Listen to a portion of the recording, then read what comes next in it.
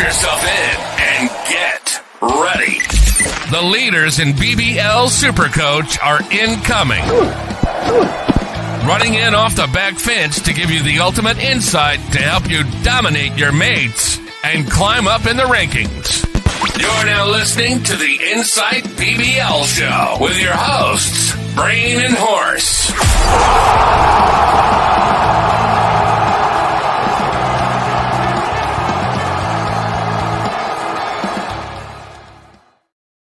Yes, hello, welcome back to another Insight BBL show. We're back to talk about how you're going to win BBL Supercoach this year. Very important episode on all of our tactics, so stay tuned for this one. Horse, how are you, mate? Yeah, going well, mate. And after both of us finished in the top, 1,500 last year, we're looking to take that next step and hopefully finish in the top couple of hundred, if not higher. But with what we're going through, if it all goes well, there's a couple of good sort of segues, couple of points that we're going to go through for the people at home to help them be as good as they can be this year in BBL 14 Supercoach. Lots of tactics and just the way that we approach BBL, but also from a cricket perspective, there's a lot of things if you haven't played cricket or you're not aware of how things work in the background, there's a lot of different things that can really help you get an advantage in BBL Supercoach if you understand those kinds of things. So we're going to cover all of that today. But before we do, hit subscribe and like. We would really appreciate it if you supported the show, you like the content. And for those of you on audio, hit that follow button, leave us a 5-star review. Now, we also should shout out our sponsors, Horse. We've got long-term sponsors of the show, the Standard Squeeze, helping you drink responsibly and conveniently. You can also go to their website, thestandardsqueeze.com. Use that code IFS15 and it'll get you 15% off everything in store. I've got my 4-in-1 here that's been keeping my tea nice and warm tonight because I'm a good boy on the teas. But on the weekend, mate, it keeps the stubbies and keeps the beers nice and cold. Yeah, mine's worn out. I'm going to need a new one. It definitely does keep the tins nice and cold. Absolutely. So IFS15 is the code, and we'll give the sponsor, long-term sponsor, Ryan from Astute Newstead, we'll give him a shout-out a little later in the show. Now, Horse, to kick things off, obviously tonight we're going to be going through all of our tactics, basically everything that you need to know to win Supercoach this year. And the first really basic thing to know is how the scoring works. Now, for those of you that are on YouTube, you'll see it on the screen there. You'll see that there's a number of ways that you can score points in BBL Supercoach, and being able to utilize or understand the different roles that players play will help you get on the front foot there, no pun intended. So, Horse, you want to kick things off, mate? How are batsmen scoring their points? I can, mate. So as a batsman, you get 1 point per run. If you make a half century, 1, you get to raise the bat, and 2, you get 10 bonus points. If you're lucky enough to get to 100, that we have seen not very many people do in previous BBLs, you will get a bonus 20 points. But if you look down below, that if you do it in quick time, so if you get over 20 runs at a strike rate of plus 160, you get an extra 25 points. 150 to 159, it's 20 points. 140 to 149, it's 15 points. 130 to 139, it's 10 points. And 120 to 129, it's a 5-point bonus. Which players immediately spring to mind when you see those strike rate bonuses, Nath? Oh, Josh Brown, Jake Fraser-McGurk, Glenn Maxwell, Marcus Stoinis, like all of these big hitters, they're playing 2020 for a reason. Most of them are capable of hitting that 160 plus, or for the most part, a lot of them are, especially the internationals that are coming across this year. So I'm excited to see a few of them with the stick in hand. But yeah, I mean, we remember last year Colin Munro batted the full innings and finished on 99. I think he did not out in that first round. So he's missed out there, as you can see, on the 20 bonus points there that he could have had.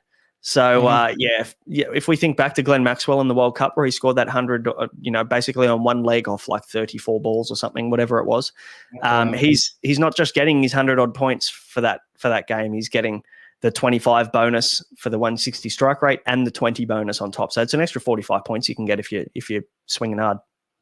Which is why you can't leave someone like Maxwell out of your side. Nope, not a chance. Bowling, 1 point per dot ball. So this is relevant for a lot of those guys that are bowling the upfront overs with the new ball. They will bowl some dots at the top. So Definitely worth having some of those quicks that are either opening the bowling or bowling at the death. We'll talk about tactics on that later. Sure. The wicket is worth 20 points. So heavily weighted wickets, which is why we do prefer bowlers over batsmen this year, or basically every year, I should say. If you do get 3 wickets, you get a 3-wicket bonus of 10 points as well. If you bowl a maiden, which is incredibly rare, probably more rare than 100-plus bonus as a batsman, you get 15 points per maiden over. And if you bowl an extra, so that's a wide or a no ball, it's -1 point as well. So you want to make sure you're getting those guys that are going to do the job for you at the front and the back end. It's important to know that no balls and wides, they're the extras. For leg buys and you do not get deducted a point. Yeah, good point. Good point. Now, with the economy rate bonus, so we should probably clarify the strike rate and economy rate. Strike rate as a batsman is the amount of runs that you would score if you faced 100 balls. So as you can see here, 160 strike rate would mean that you're on track to score 160 runs once you tick over the 100th ball faced. So with economy rate bonus, you must bowl 3 overs for one to clarify to qualify to get these points. But this is how many runs per over that you go for. Okay, so if you're less than 4 and over, which can happen, we've seen some bowlers incredibly economical over the years. If you go for less than 4 and over off your 3+ overs, you get 25-point bonus. If you go 4 to 5, you get a 20-point bonus. If you go 5 to 6 runs per over, you get 15-point bonus. 6 to 7, 10 points, and 7 to 8 is 5 points. If you go for more than 8 and over, which is pretty common in the BBL horse, then no bonus points for you, unfortunately. Yuck. So I'd imagine that you wouldn't be getting many bonus points in the backyard when you're bowling at your daughter from what I've heard. No, I'm bowling bouncers, mate. She got to learn the hard way. Extras -1, aren't they? Or is the umpire calling them from square leg? You wouldn't start the captain armband on me, that's for sure. I'm an intimidator, not an accumulator. That's it. Fielding, mate, this is probably the forgotten stat, really, isn't it? Is targeting guys that are fielding in good positions. And you mentioned it in the first live the other night. So do you want to take us through how these fielders get their points? For sure. So we've got stumpings that are worth 15 points, runouts are worth 20 points, and a catch is worth 10 points. We brought up the other night that you want to target all-rounders, but you also got to keep an eye out for players that are fielding in key positions, your deep mid-wicket, your long on, your long off, your keepers even, because early on when the ball's moving, some snicks through to the keeper, you can see there's extra points there. Josh Inglis was by far and away the most or the best fielder last year, scoring 70 points more than Glenn Maxwell. He was tied with a few other people who finished second, but those guys that finished second, they're fielding it long on, long off, deep mid-wicket. They're taking the catches late in the innings. And you mentioned Glenn Maxwell. Like, everyone talks about how good of a bowler he is and an all-rounder and a batsman and that, but we just forget how good of a fielder he is. I think he could be one of the best fielders in Australian cricket still at 37. I think he is now 36. But it's because he fields in good spots. He always fields at deep long on or deep long off because he is the best fielder in the team. That's usually where they are, in deep mid-wicket. That's where the ball's going at the back end of the innings. So you've got to have your best fielders with the best arms that are in those real hot spots. Give you the hot tip, you won't see Jai Richardson at long on or long off. No, he cannot. He can barely throw the ball, can he? He just bowls the ball back in, doesn't he? Yeah. So shoulders cooked. But so, very relevant. Josh Inglis, another telling reason as to why we're both really high on him, even just to start the season, trying to find a way that you can get him into your squad, because just with the gloves, he's so valuable alone. And the form that he's in, he just hit a Sheffield Shield 100, I think it was, from memory. So he's in some pretty good form with the bat too. He's going to be a hard guy to leave out. And if you do, you're going to need him in round 2. And you think AJ Ty, Lance Morris, Berendorf, Richardson, these guys throwing them down, Hardy, they're all 135, 140 plus. A couple of snicks through to the keeper. There's easy money for jam there. And the ball usually gets through the wicket nicely. It's quite a fast pitch over at Optus. So you find that, Inglis is in a pretty good spot there to pick up a few extra fielding points there with his catches. And also, wicket keepers, stumpings are very relevant when a batsman's coming down the wicket through the middle of the overs, trying to lift the run rate there too. So they're always in the game there with the stumping too. So wicket keepers are very valuable this year, and guys that are fielding in good positions. And we'll be doing some articles in the preseason about the fielders, because it is kind of something that's not really talked about too much. about the fielders that are fielding usually in the best positions possible. So we'll do a little bit of a summary on who's fielding where. Fabian Allen, I've heard. I haven't seen much of him, but Fabian Allen from the Strikers could be one of the best fielders in the comp they're touting. He's unreal. Go and have a look at his highlights package. He'll be a guy we want to potentially target, and he is an 117k bat bowl all-rounder. So definitely a guy we'll be looking at potentially in round 2 if he's around. So that is the scoring, guys. If you have any questions, of course, pop them in the comments, or if you're in the Patreon, just chuck us a question in there and we'll answer it for you. Now, we've talked a lot about looping, Horse. That can be VC looping. It can be emergency looping. We'll go into depth about emergency looping here, but do you want to just, maybe for everybody who's new to the format in general or new to Supercoach, what does VC looping mean? So what it is, if you bring the graphic up on the screen, we'll see that we've got... So with our wicketkeepers there, we've got Tim Seifert and we've got Jake Doran. So with the Renegades' first game, this is our wicketkeeper loop. We've got Seifert, who's playing in that second game. We get an early look at whether he can score runs or not. If he scores runs, say he scores a 70 for the game, he scores a 45 to 50 with the bat. He takes a couple of catches behind the wicket as a keeper. You're taking that score, so then you're happy to play Jake Doran, who's not going to be playing. Therefore, you'll get a 0, which then it'll revert back to your emergency score. You've got to make sure that you've got that emergency tag on that player, though. For VC looping, what you do in this case is that you'll have your VC on, say, if there's anyone that plays before the Renegades, I think Perth play first. So let's just say you got Perth and Stars. They play first. So you could go, right, I'm going to go out and put the VC tag on Glenn Maxwell because I know that he's going, well, I hope that he's going to go large. I've spent 240K in order to try and maximise the amount of points that I can get out of my VC or captain. Glenn Maxwell scores 100. Awesome. In that case, you've got Jake Doran there who won't be playing that week. You put the captaincy on him. He gets a 0, which therefore means you get the VC score as your captain score. That score will then double. Yeah, a little bit. It's a little bit, I guess, hard to explain without some really good examples, common examples. But you've done really well there. So yeah, essentially, you kind of want to make sure that the timing of the games is right, though. I think this is where people can fuck things up pretty quickly. If you go and put your VC on a player that's, playing first or playing second or whatever, but you don't have an emergency player to bring in and replace and put the captaincy on because all the players have locked out due to the rolling lockout, that's when you get caught with a 0 then, right? So you want to make sure that the order is right. So if you're going to emergency a player like we saw here, we want to make sure that the players that we have the emergency on, the E on, one, they're playing early. Preferably they're playing the first game of the round so that you can get a nice early look. So again, we've got Jai Richardson here in the example on the right. He plays in the first game in round 1. So you can basically go, all right, I get a bit of a free swing here. I'll hope that Jai Richo goes well. And if he does, I can just keep Salesman, who won't play. I can keep him on the field and I'll get Jai Richardson's points. If he shits the bed, gets injured, doesn't get wickets, scores 7, and you think that Buckingham could be a better option or could score better than Richardson, what you can do then is you can just sub Buckingham in for Salesman. Now, obviously, one thing to be really aware of with looping is that once a player's team has played, regardless of whether they're playing or not, they're locked out. They're locked out. You can't move them anymore. So once they play their first game, they completely lock out in their position. So you need to be really on top of when teams are playing and, when you can continue to move players around. We'll talk a little bit more around utilizing the rolling lockout a little bit later when we're talking tactics as well. Mm-hmm. Did you have anything else to add here on the looping side of things, Horse? No, I think you've nailed it. You just got to make sure that your emergency players or the people that you plan on having as your score or your just in case score are playing early, and the player that you've got on field is playing later in the round.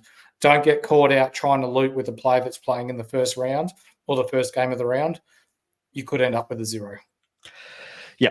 could be in trouble. And I think we've all done it. We've all made the mistake at different points by not paying too much attention to it. But yeah, definitely something to keep in mind. And also, this is the reason why we talk about potentially starting with a loop or two.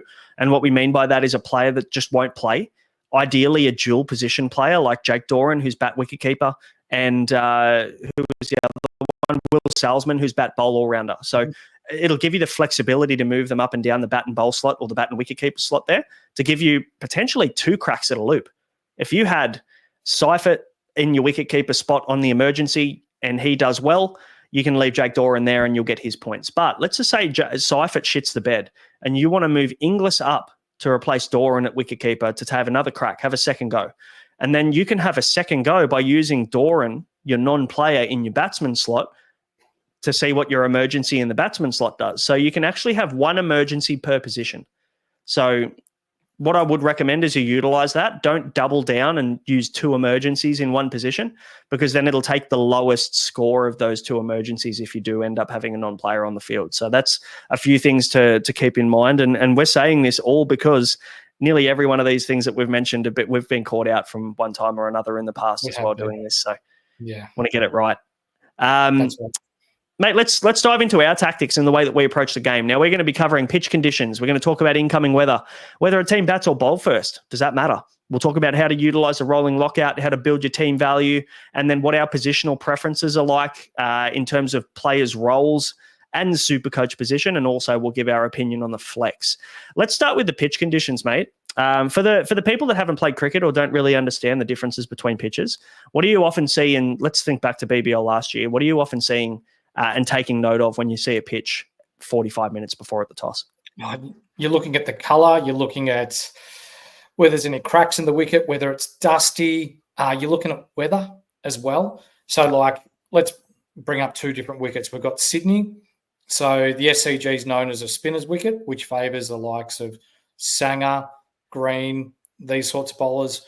Whereas if you're playing in Perth, it's hard, it's fast, the ball carries through to the keeper. It favours your Lance Morrises, your Berendorfs, your Richardsons and these sorts of players. Not just the pitch though, but we're looking at the types of grounds that you're playing at. So like Adelaide Oval that have really short boundaries, square of the wicket, and you've got good back foot players. Matt Short loves a pull off the back foot, hits a lot of sixes off the back foot. These sorts of players, you've got to look at where they're playing as well. Hobart, that's another smallish ground. Ben McDermott, he can really unload down there as well.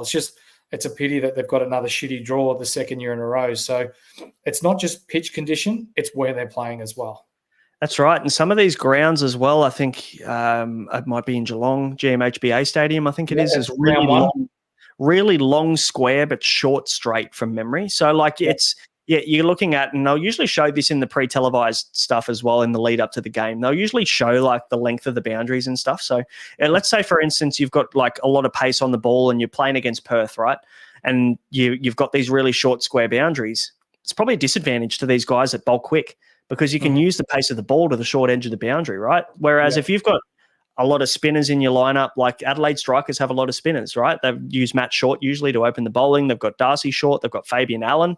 They've got Pope and Boyce as well, right? They've got so many options. Having a long straight or long square. So there's some grounds out there that are usually pretty long around that cow corner mid wicket all the way through to mid off, right? They're usually pretty long. So you're going to there's not much pace on the ball with the spinner. So you're going to have to kind of come down the wicket and try and create pace on the ball and hit the ball over the top, usually straight. Yeah. So cow corner at Adelaide Oval would be the biggest boundary in Australia. Yeah. So it's some things like that to keep in mind. And obviously we usually do a preview show each week where we talk about the games ahead and what our things are, what we're looking at. We'll be looking at things like weather. We'll be looking at things like potential pitch conditions. We'll also be looking at grounds and circumference on boundaries as well. Coming back to the pitch conditions and the weather, I guess the things for me to look out for, if there's been a lot of rain in the lead up to a game, I'm usually expecting a pitch to be quite soft. Now, the softer wickets, usually the ball holds up in the wicket a little bit more. It takes the seam a lot more with the new ball, so it does jag around a lot, and it's actually pretty tough to bat on. You've got to create more pace. The change-ups and the slower balls actually play a really big part in games like that. I think Horse was at last year's game where it got called off. I think Perth were 2 for 30 and the ball was, I think Will Sutherland was bowling and you couldn't actually predict which way the ball was going to go. Nearly hit, No. I think, was it Inglis was batting and nearly copped him in the shoulder off like a half volley. Yep. Yeah, it bounced up and Quinton de Kock dropped the ball before where it died on him. Then, the next one he took up around his face from a half volley. Yeah. Yeah, so, keeping an eye on the pitch and having a look at the pitch will determine whether the team bats or bowls first as well, whether they want to get runs on the board or whether they want to potentially chase a target. We'll talk about that a little bit soon as well. But from a weather perspective, there is a chance, Horse, as well, that games don't finish. So from a Supercoach perspective, what are some things to keep an eye on there? Implications, the overs. So we've seen that the match affected could go to 10, 8 overs even. So then you're thinking, well, there's not going to be any economy rate bonuses because the batsmen are just going to be swinging out their rectums to try and get as many runs as they can as quickly as they can. But then, for the batsman, someone that's batting at 6, i.e. Marcus Stoinis, if he's in a 10-over game, he's not really going to get much time to get his eye in if he gets a hit at all. No, that's the hard part. And the players' roles will, you're coming into these games and you're thinking, shit, there could be a delay in game here, right? That we might have to wait a little bit to see some cricket because the rain's around, but it's going to clear up a little bit later. The risk then is that you have a few of these players that are batting 5 or 6, or maybe they're the spinners that aren't going to get a bowl in a shortened game, right? That means that your player ends up on 0. There's no compensation for that. Unfortunately, it's not like, oh, sorry, they get a DNP, you get your emergency. No, they actually get a 0 if they're on your field, which is incredibly unfortunate, but it's just the way that Supercoach works. Now, obviously, with your flex this year, that creates a little bit less of an issue there, right? Because that score will likely drop out and you get your best 11 players there. So you can't afford one fuck up basically a week with flex. We'll talk about that a little later. But the one thing to note here as well is that if a game is scheduled for 7:15 p.m., which a lot of them are, and it gets to 7:20 or the game is going to start, potentially it's delayed and there's rain around and it's going to start at 8 p.m. Your players in Supercoach still lock out at 7:15 p.m. They do not delay the lockout in Supercoach. So your players will lock and you will have to play them right on the scheduled lockout time. They don't look at the weather. They don't look at the delayed game or anything like that. So you've got to make a decision. And sometimes it's a random punt, isn't it, Mick? Like, do I think this game's going to go ahead or do I sub out my other guy and get him on the field? There's a lot to consider there. I think that's one thing that you and I pride ourselves on in looking ahead, weather forecasts, what grounds are doing, what pitches are doing. And again, those members in Patreon will have exclusives each day that will drop updates as to what's going on where, weather conditions, pitch updates, team news, and all that sort of jazz. The link is in the description below.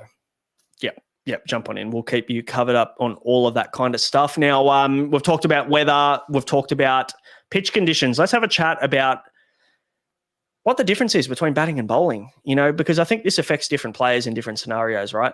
For me, I always want my bowlers bowling first and my batters batting first. And I know that that's going to contradict each other because you're going to sometimes have both, but it might determine whether you start and sit a certain player, right? So the Sydney Thunder were a really prime example of this last year because they were poor. And whenever they batted first, right, they never, ever saw out their 20 overs. They never put a decent target up. They basically 119, 120, 95, they'd get skittled and they just couldn't see out 20 overs, which means if you had your Daniel Sams and these kind of guys bowling, they had nothing to bowl at. So the batsmen would take less risk because they didn't really need to take the risk. They'd just cruise on through and get the 95 runs they put on the board in 16 overs. And Daniel Sams, it removes all of the potency, I guess, of a guy like Daniel Sams and these quick bowlers up front. They can afford to see them off. Absolutely right. So, I'm like I said, if let's say if we flip that scenario and the Sydney Thunder aim to bowl first every game, at least what you would guarantee is that unless Daniel Sams went and ripped through them or another bowler ripped through them, Daniel Sams would get his 4 overs and he would probably also bowl those death overs at the back end of the innings as well. And you would be guaranteed that you would see the full length of his role. Whereas, if you bat first, there's no guarantee that he's going to have anything to bowl at. That's the same with batters chasing a target horse. You want to talk about potentially if you've got a batsman in your team and, there's only a small target, like the Thunder put up 95 and you've got a guy that's batting 6 in, Hilton Cartwright. There's every chance that he doesn't even need to bat chasing down 95. No, when you're talking about like if you got Maxwell at 3, he could make 95 or 30 balls. Yeah. So then it just takes out any element of any other player getting your 50 runs, your strike rate bonus, your extra bonuses for making the half century or a century. So like it really hurts any form of super coach if the team that bats first doesn't put a score on the board. For sure. It makes things a lot trickier because the guaranteed role is gone there. Yep. And like playing a lot of cricket yourself, mate, you win the toss, you bat first. 90% of the time, and the other 10% of the time you think about it and then you bat first anyway. It's a bit like that. In longer form cricket, absolutely, runs on the board is key. I think what we're finding though is that in the kind of newer generation form of cricket, especially BBL last year, I'd love to see the toss stats, because I might go and try and find them or dig them up before we catch up next. But I reckon teams were bowling probably 75% of the time first.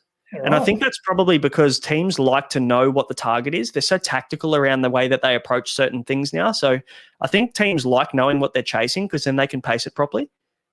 So, you might see a lot of teams winning the toss and bowling first, even if it is a flat wicket, because they prefer to chase. Some teams chase better than they do when they've got no target. Some teams have no target by batting first, obviously, and they just lose their direction.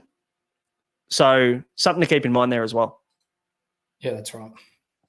Now, we've covered the batting and bowling. Now, let's talk rolling lockouts, mate, and how you can utilize the rolling lockout. What's the best way to explain utilizing the rolling lockout through BBL? You need to be all over the schedule.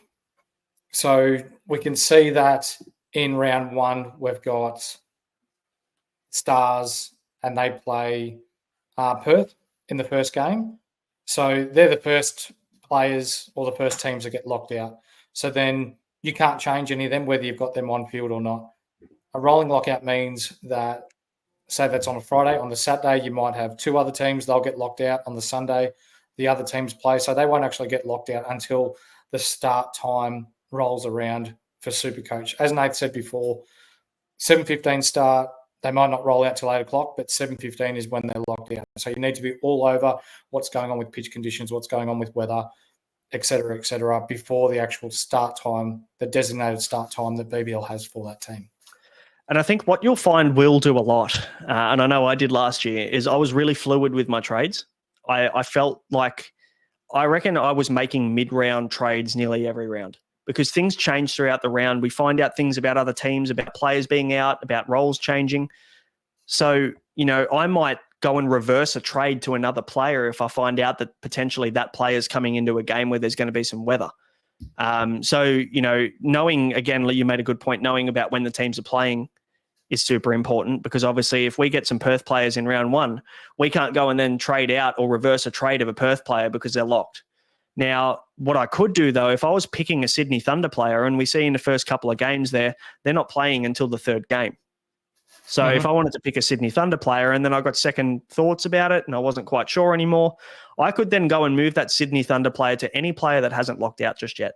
So you can manipulate your team a lot and change a lot of things based on the news throughout the round, to reverse trades, to move trades to other players, to move a player back to a player that you had at the start of the round to save an extra trade.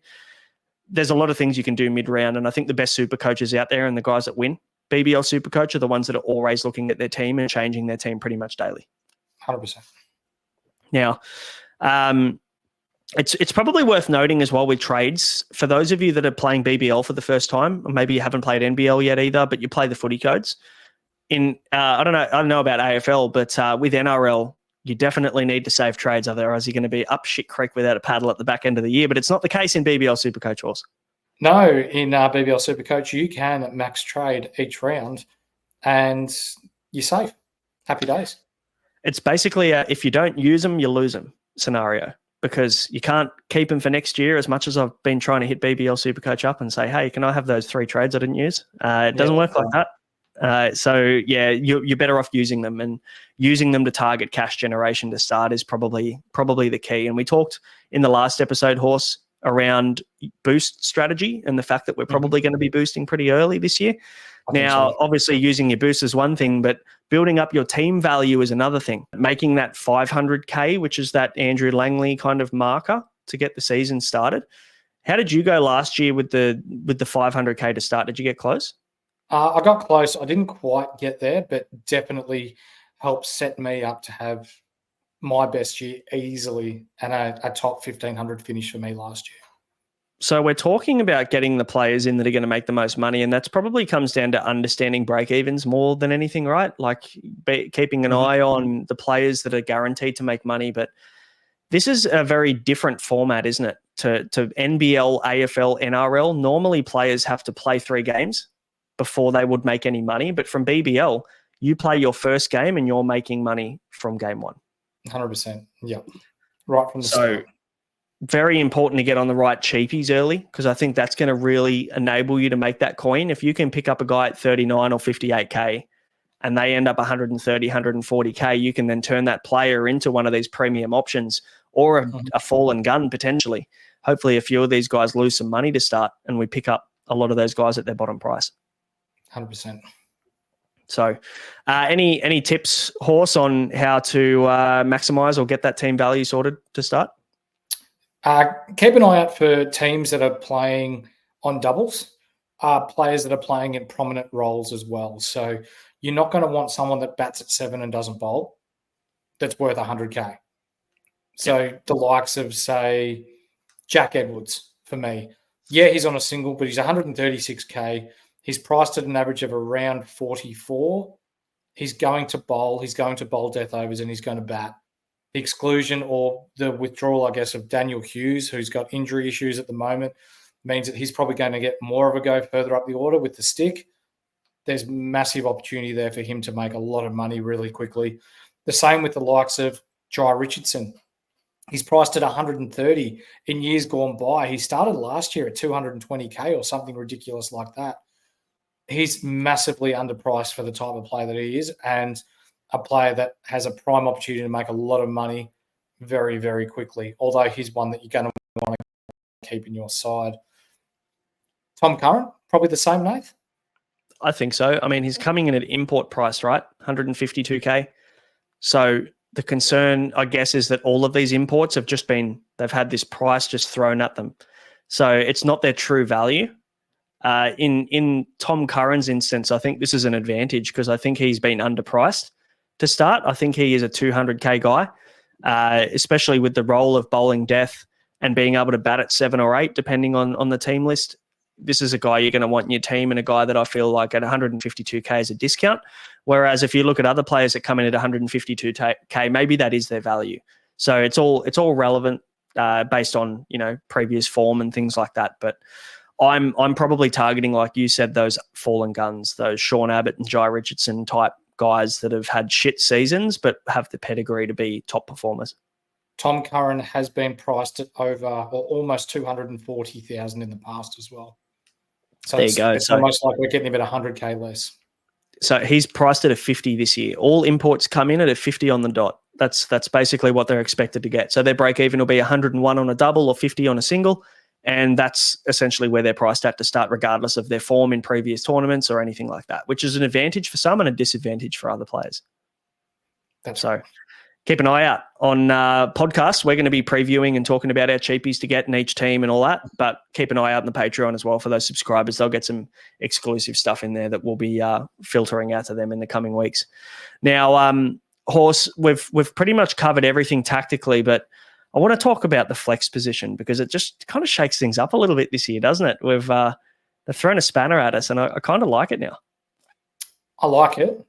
Is it a bailout, or is it a position where Supercoach have gone, right, we need a position so then if a player gets locked out because of weather or a laid out and there's nothing we can do about it, there's another safeguard there to help out our Supercoaches at home? I think it's both. If that's a Switzerland answer for you, I think it is a bailout. Absolutely. I think it does probably level the playing field a little bit. Initially, I was thinking of it that way, and I'm like, it just fucking gives like a lot of casuals and a lot of people that don't play too seriously. It gives them a little bit of a kind of plan B. But it also, if you use it right tactically, I think you can get a really big advantage from it. So maybe I'll ask you first, and then I'll give you my thoughts. Tactically, how are you thinking about playing this? Like, what kind of player are you going to have in your flex, and what does it open up for your squad each week? It's definitely going to be someone who's a DPP, so I can move them around.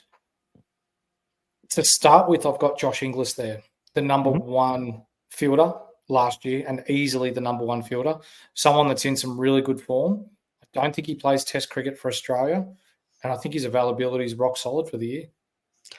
I agree. I have him in my flex at the moment. I'm still unsure about exactly what the tactic will be. I think there's a couple of ways you can go about it. One, you can have a dual position bat bowler in there, and it can open up your squad completely. What it also allows you to do, even if you have Inglis, a bat keeper in there, you can move them up to bat or up to wicket keeper. So you can move them through two positions. And you made a good point. It has to be a dual position player to maximize the flex position because you don't get an emergency for it. But then it'll also bail out and cover a lot of other positions on your field in your starting 11. So definitely a dual position. But what it also opens up is the ability to have a bit of a free swing. And we talked about the fact that bowlers are much more safer Supercoach options than batsmen because they get 24 balls. Batsman gets one good rock and they're done. But what the flex allows you to do, if you feel like you get one player that can drop out of your score each week, why not take a punt on just one guy on a double? There's a batsman only, like a Josh Brown, Jake Fraser-McGurk, a big hitter, someone cheap. It could be someone cheap. It could be a Tom Rogers from the Stars, someone like that.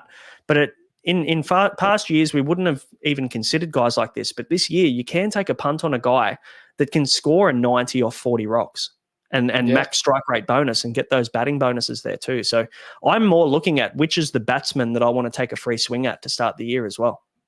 Yep. So flex opens it up. Depends how you want to use it, but definitely has to be a dual position. That's probably where we'll start. And then you can approach it however you want. But I'm probably looking at it to take advantage of that high upside scoring player in my starting 11. So, mate, let's quickly talk availability before we wrap this one up. So thanks to Honeyball, Bennett Honeyball always does a cracker of a job every single year putting together the BBL availability calendar. You can see it here on the screen on YouTube. Also, you can go to their website. He's got a membership there that you can sign up for as well if you want to stay up to date with him. Now, you can see here there's a lot of international cricket, Horse, and I think that's probably the biggest and toughest hurdle to manage, isn't it, early in the BBL season? Because you've got a lot of these guys that are playing for their country, and obviously that's going to take precedent over Big Bash cricket, unfortunately. It's unfortunate, isn't it? Because the Big Bash League only goes for 7 weeks, but yet we've got 2, 4, 6, 8, 10, 11 series that are going to impact player availability for our season this year.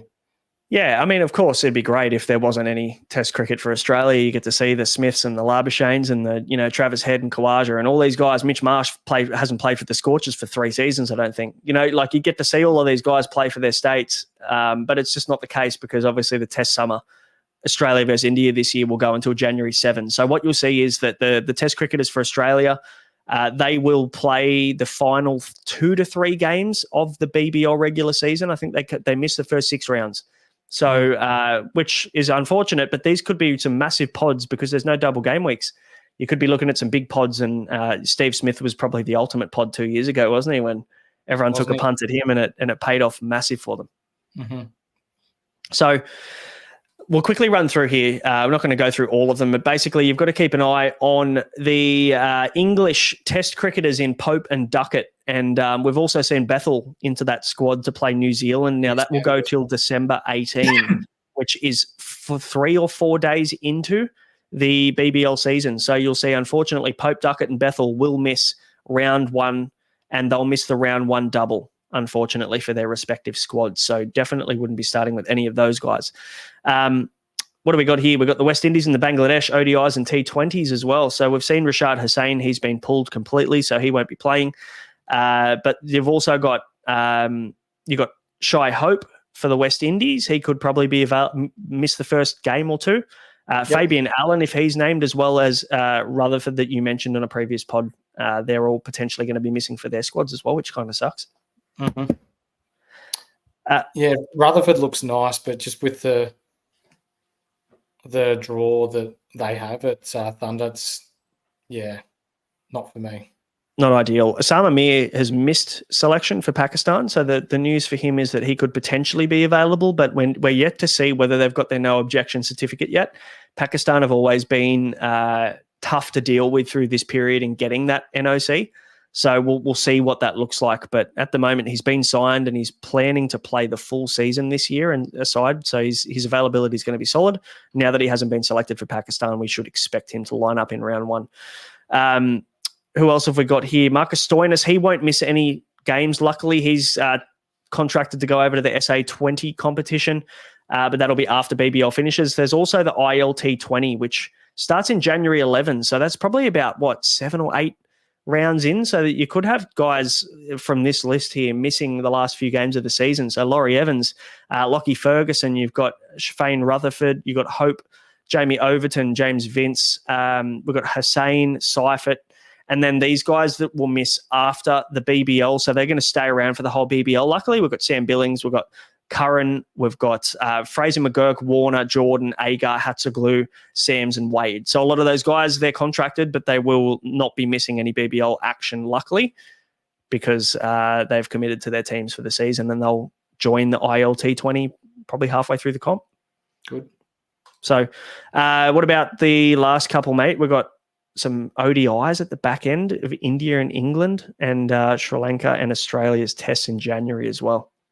Yeah, and as we can see there, Khawaja, Labuschagne, Smith, Head, Marsh, Carey, Lyon, all out. Probables, Nessa, Boland, Webster, Constas, who's been a really promising young player, 39K, Inglis, Bancroft, and Renshaw. Then we've got the India and England ODIs and T20s that start January 22nd through to Feb 12. Bethel, Overton, Duckett, and Chauhan involved in that. The beauty of it is that though that competition should be after the BBL finishes, the BBL finishes January 19. So let's hope, they don't get pulled into squad earlier or anything like that. I don't think they will, but we'll see. We'll see how we go. Guys, it's been a bit of a longer episode than planned, but we've basically given you an insight into the way we think and the way that we approach Supercoach. Mate, did you want to add anything before we wrap this one up? No, I think we've covered it pretty well. If you've got any questions, the link is below in the description for our Patreon.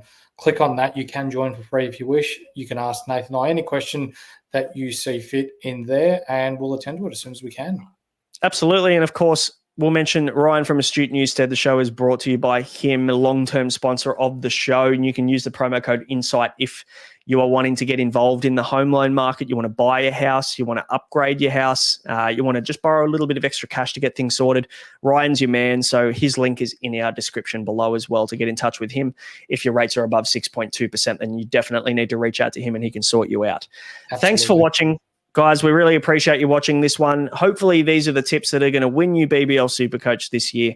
Hit subscribe, hit like, follow, review, do all those things. We'd love that. And we will see you in the next episode. Catch you later. See ya.